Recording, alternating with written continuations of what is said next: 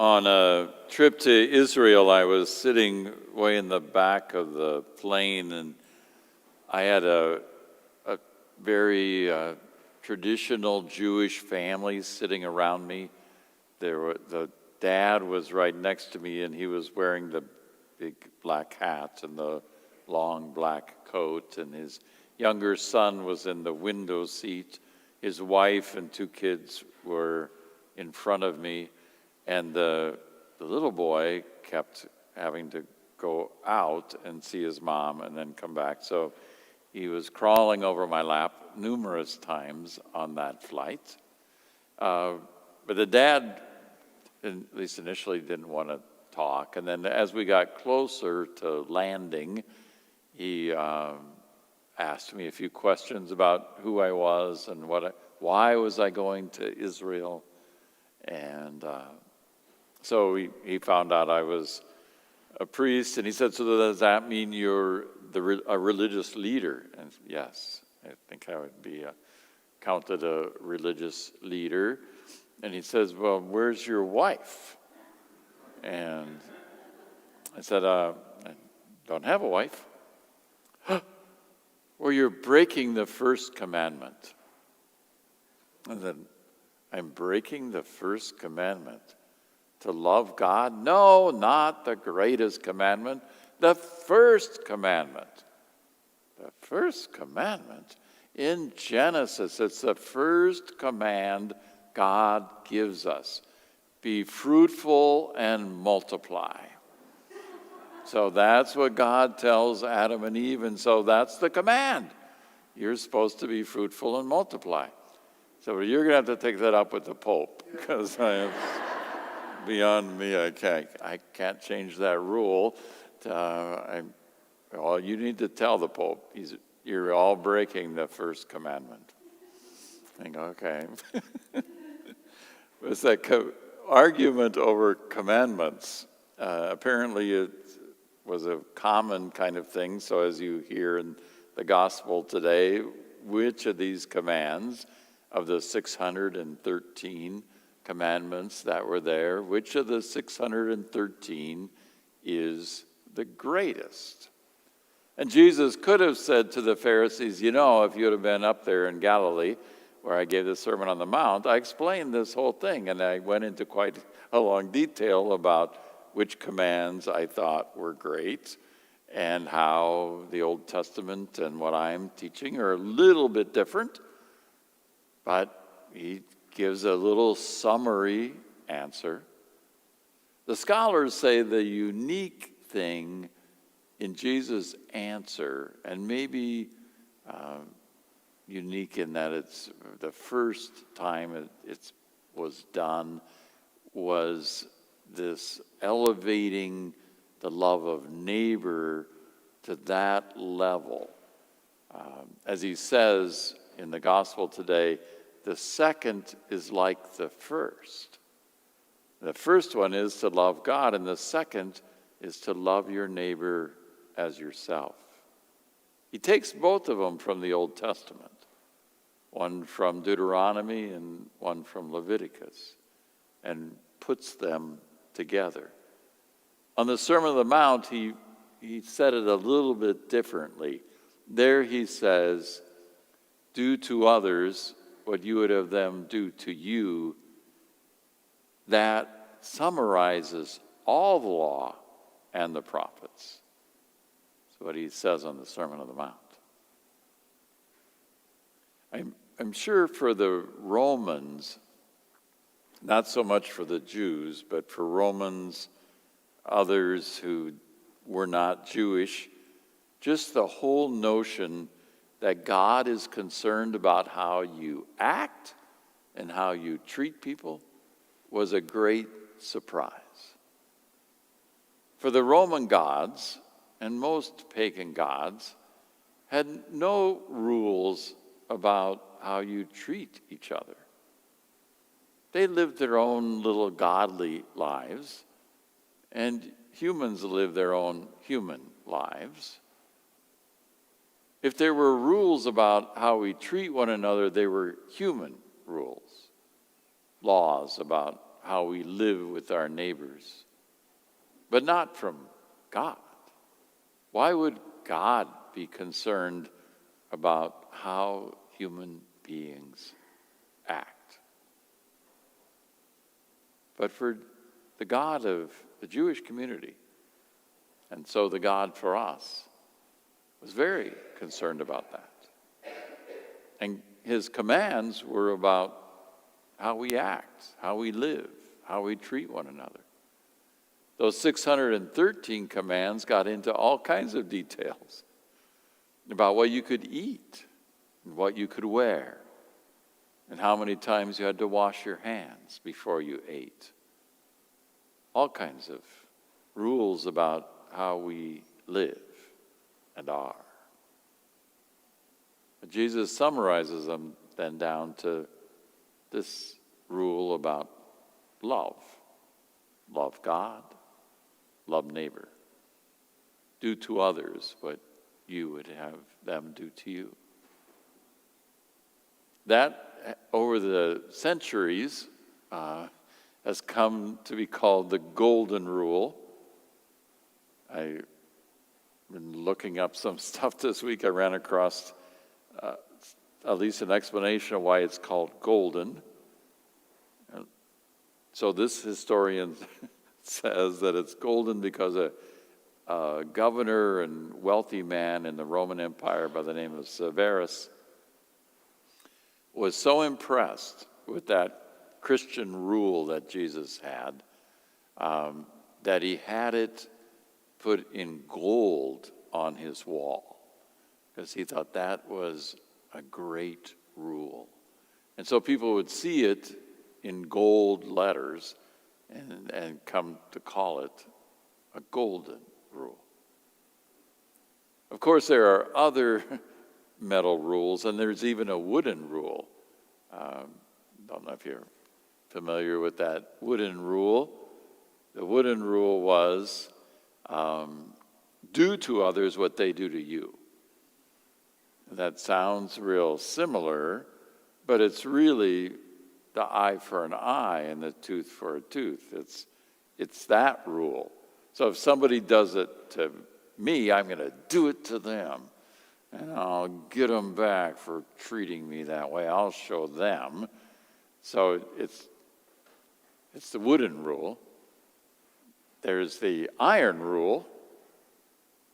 Over the centuries, the iron rule is might makes right. If I'm bigger than you or stronger than you or have more weapons than you, I can do whatever I want. So the strongest wins and the strongest can do whatever. The whole theory of evolution is kind of based somewhat on that. So the strong survive, the weak go away, and the world develops. There was a silver rule as well. The silver rule was, don't do to others what you don't want done to you. So it's similar to the golden rule, but in the negative. Just don't do things that you don't want done to you. So if you don't like that happening to you, then don't do it to others. Jesus' rule is unique because Jesus' rule is positive. You have to do something. And here's the thing about Jesus' rule that's very challenging is, for those of us who follow him, we have to do it first. We have to actively love, actively do things to others. We don't have to wait around for them to do it to us. Well, that person wasn't very nice to me, so I'm not going to say anything nice to them.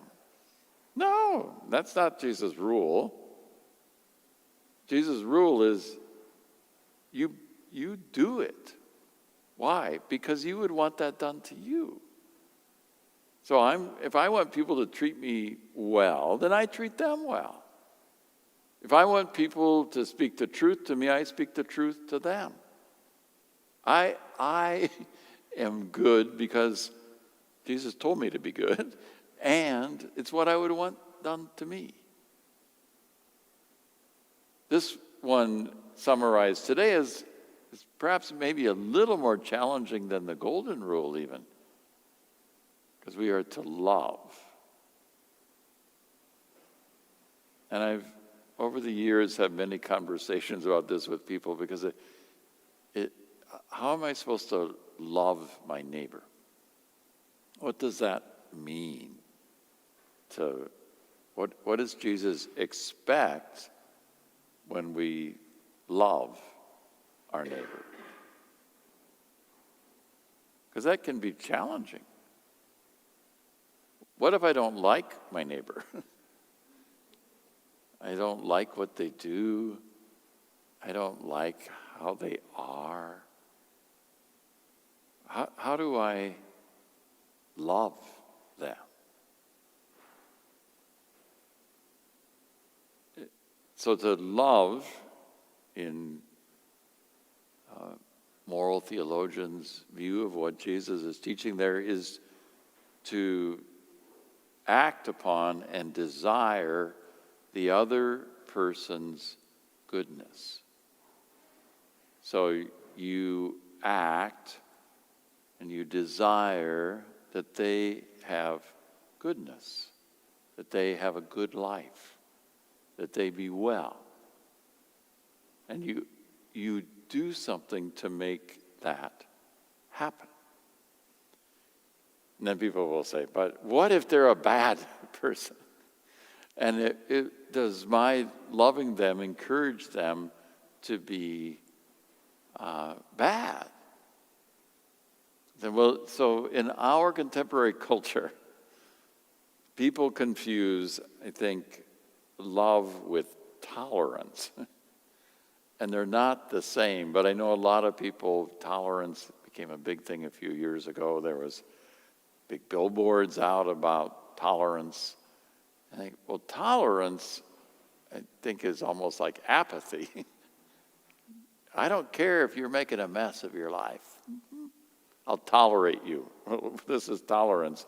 Just you make a mess of your life. That's not love.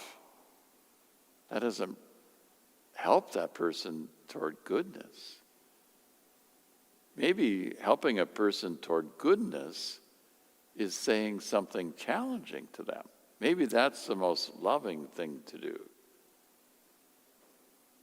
Do parents tolerate their children playing in the street with traffic? Oh, they're my children. See how much I love them? I just let them play in the street. I let them play wherever they want to play. Well, that's not love. Or they confuse love with niceness. Well, I'm nice. Yeah, but maybe that doesn't help the other person. Sometimes love can be very challenging. The church often gets critiqued because it doesn't change its stance on moral issues. Well, why don't you change it? But how do you change what Jesus taught? How do you change what we've come to know as the truth? To tolerate evil? To tolerate bad in the world? Not to speak out against evil when it happens? And the loving thing is to desire and to act so that the other person would be better, good, whole. Not an easy command for us to fulfill. But I'd suggest we maybe just on occasion, maybe daily, figure out a moment when we can do that. When we're not acting on our own selfish desires, but acting for the benefit of somebody else, so that they're better, that the world's better. So and it could be small. Doesn't have to be a great and big thing. but I help somebody, I encourage somebody, I say a good word. Something that makes them better. To love them as Jesus wants us to love.